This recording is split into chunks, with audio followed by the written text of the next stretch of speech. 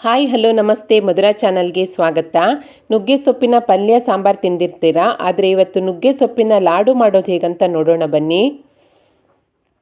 ಮೊದಲಿಗೆ ನಾನಿಲ್ಲಿ 1 ಕಪ್ ಆಗುವಷ್ಟು ನುಗ್ಗೆ ಸೊಪ್ಪನ್ನು ಕ್ಲೀನ್ ಮಾಡಿ ಇಟ್ಕೊಂಡಿದ್ದೇನೆ. ಹಾಗೆ 1/4 ಕಪ್ ಆಗುವಷ್ಟು ಗುಂಬಳಕಾಯಿ ಬೀಜ, ಅರ್ಧ ಕಪ್ ಆಗುವಷ್ಟು ತೆಂಗಿನ ತುರಿ, 1/4 ಕಪ್ ಆಗುವಷ್ಟು ಪಿಸ್ತಾ, ಹಾಗೆ 3/4 ಕಪ್ ಆಗುವಷ್ಟು ಒಣದ್ರಾಕ್ಷಿ, ಒಂದು ಅರ್ಧ ಟೇಬಲ್ ಸ್ಪೂನ್ ಆಗುವಷ್ಟು ಏಲಕ್ಕಿ ಪೌಡ್ರನ್ನು ತೆಗೆದುಕೊಂಡಿದ್ದೇನೆ. ಇವಾಗ ಇದೆಲ್ಲವನ್ನು ಒಂದೊಂದಾಗಿ ಸಪ್ರೇಟಾಗಿ ಹುರ್ಕೊಳ್ಬೇಕು. ಅದಕ್ಕೋಸ್ಕರ ಸ್ಟವ್ ಆನ್ ಮಾಡಿಬಿಟ್ಟು ಒಂದು ಪಾತ್ರೆನ ಇಟ್ಕೊಂಡಿದ್ದೇನೆ.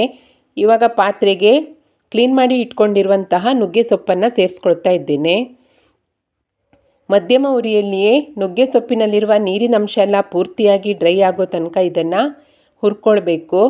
ಇದಕ್ಕೆ ಸ್ವಲ್ಪ ಟೈಮ್ ತಗೊಳುತ್ತೆ. ಒಂದು 5 ನಿಮಿಷ ಹುರ್ಕೊಂಡ್ರೆ ಇದರಲ್ಲಿರುವ ನೀರಿನ ಅಂಶ ಎಲ್ಲ ಡ್ರೈ ಆಗುತ್ತೆ.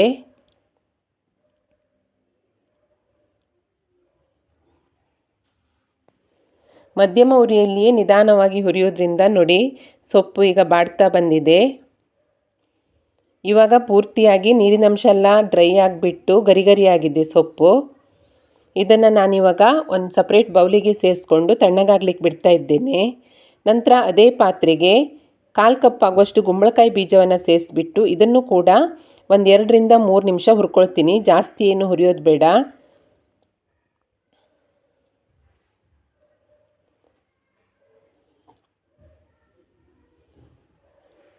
ನೋಡಿ ಇವಾಗ ಗುಂಬಳಕಾಯಿ ಬೀಜ ಕೂಡ ಚಟ್ಪಟ್ ಅಂತ ಇದೆ. ಇದನ್ನು ಕೂಡ ಸಪ್ರೇಟ್ ಬೌಲಿಗೆ ಸೇರಿಸಿ ತಣ್ಣಗಾಗ್ಲಿಕ್ಕೆ ಬಿಡ್ತೇನೆ. ನಂತರ ಅದೇ ಪಾತ್ರೆಗೆ 1/4 ಕಪ್ ಆಗುವಷ್ಟು ಪಿಸ್ತವನ್ನು ಸೇರಿಸ್ಬಿಟ್ಟು ಒಂದು 2 ರಿಂದ 3 ನಿಮಿಷ ಹುರ್ಕೊಳ್ತಾ ಇದ್ದೇನೆ. ಇವಾಗ ಪಿಸ್ತಾ ಕೂಡ ಫ್ರೈ ಆಗಿದೆ. ಇದನ್ನು ಕೂಡ ಸಪ್ರೇಟ್ ಬೌಲಿಗೆ ಸೇರಿಸಿ ತಣ್ಣಗಾಗ್ಲಿಕ್ಕೆ ಬಿಡ್ತೇನೆ. ನಂತರ ಅದೇ ಪಾತ್ರೆಗೆ ಒಂದು 3/4 ಕಪ್ ಆಗುವಷ್ಟು ಒಣದ್ರಾಕ್ಷಿಯನ್ನು ಸೇರಿಸ್ಕೊಳ್ತೇನೆ. ಇದೇನು ರೋಸ್ಟ್ ಆಗೋದು ಬೇಡ, ಸ್ವಲ್ಪ ಬೆಚ್ಚಗಾಗೋ ತನಕ ಹುರ್ಕೊಂಡ್ರೆ ಸಾಕಾಗುತ್ತೆ.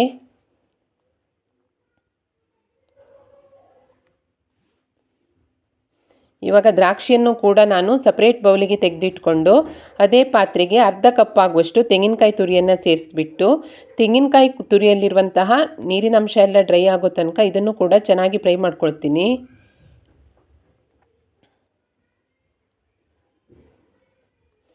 ಇದು ಕೂಡ ಫ್ರೈ ಆಗಿದೆ. ಸ್ಟವ್ ಆಫ್ ಮಾಡಿಬಿಟ್ಟು ತಣ್ಣಗಾಗ್ಲಿಕ್ಕೆ ಬಿಡ್ತಾ ಇದ್ದೇನೆ. ನೋಡಿ ಇವಾಗ ಮೊದಲೇ ಹುರಿದಿಟ್ಕೊಂಡಿರುವಂತಹ ನುಗ್ಗೆ ಸೊಪ್ಪನ್ನು ಮಿಕ್ಸಿ ಪಾತ್ರೆಗೆ ಸೇರಿಸ್ಕೊಂಡು ಪೌಡ್ರ್ ಮಾಡಿಕೊಂಡು ಈಗ ಒಂದು ಬೌಲಿಗೆ ಸೇರಿಸ್ಕೊಳ್ತಾ ಇದ್ದೇನೆ. ನಂತರ ಪಿಸ್ತಾ ಮತ್ತು ಹುರಿದಿಟ್ಕೊಂಡಿರುವಂತಹ ಗುಂಬಳಕಾಯಿ ಬೀಜವನ್ನು ಸೇರಿಸಿ ಪೌಡ್ರ್ ಮಾಡಿಕೊಂಡು ಬೌಲಿಗೆ ಸೇರಿಸ್ಕೊಳ್ತಾ ಇದ್ದೇನೆ.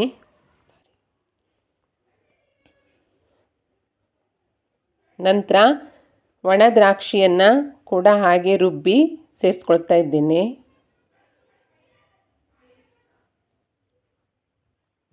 ನಂತರ ಹುರಿದಿಟ್ಕೊಂಡಿರುವಂತಹ ಕಾಯಿ ತುರಿ ಹಾಗೆ ಅರ್ಧ ಟೇಬಲ್ ಸ್ಪೂನ್ ಆಗುವಷ್ಟು ಏಲಕ್ಕಿ ಪೌಡ್ರನ್ನು ಸೇರಿಸ್ಕೊಂಡು ಇದಕ್ಕೆ ನೀವು ಒಂದು 2 ಟೇಬಲ್ ಸ್ಪೂನ್ ಆಗುವಷ್ಟು ತುಪ್ಪವನ್ನು ಕೂಡ ಸೇರಿಸ್ಕೊಳ್ಬೋದು. ನಾನಿಲ್ಲಿ ಸೇರಿಸ್ತಾ ಇಲ್ಲ. ಇವಾಗ ಎಲ್ಲವನ್ನು ಚೆನ್ನಾಗಿ ಮಿಕ್ಸ್ ಮಾಡ್ಕೊಳ್ಬೇಕು.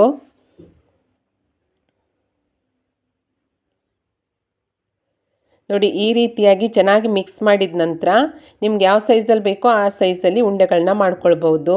ನಾನಿವಾಗ ಚಿಕ್ಕ ಚಿಕ್ಕ ಉಂಡೆಗಳನ್ನು ಮಾಡ್ಕೊಳ್ತೀನಿ.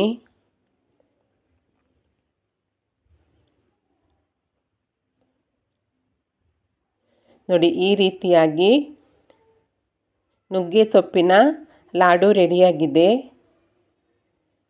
ನಿಮಗೆ ಯಾವ ಸೈಜಲ್ಲಿ ಬೇಕೋ ಆ ಸೈಜಲ್ಲಿ ನೀವು ಉಂಡೆಗಳನ್ನು ಮಾಡ್ಕೊಳ್ಬಹುದು.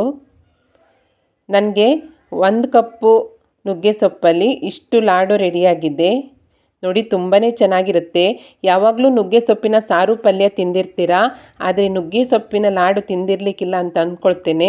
ಖಂಡಿತ ಟ್ರೈ ಮಾಡಿ, ತುಂಬಾ ಚೆನ್ನಾಗಿರುತ್ತೆ. ನುಗ್ಗೆ ಸೊಪ್ಪಿನ ಉಪಯೋಗದ ಬಗ್ಗೆ ಎಲ್ರಿಗೂ ತಿಳಿದೇ ಇದೆ.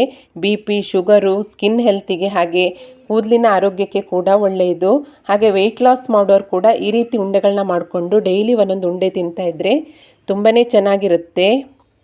ಖಂಡಿತ ಟ್ರೈ ಮಾಡಿ. ಇಷ್ಟ ಆದರೆ ಲೈಕ್ ಮಾಡಿ, ಶೇರ್ ಮಾಡಿ, ಹಾಗೆ ರೆಸಿಪಿ ಹೇಗಾಗಿದೆ ಅಂತ ಕಮೆಂಟ್ ಮಾಡಿ. ಹೊಸದಾಗಿ ನಮ್ಮ ಚಾನಲ್ ನೋಡ್ತಾ ಇದ್ದರೆ ಸಬ್ಸ್ಕ್ರೈಬ್ ಮಾಡಿಕೊಳ್ಳಿ. ಸಿಗೋಣ ಮುಂದಿನ ರೆಸಿಪಿಯಲ್ಲಿ. Thank you for watching.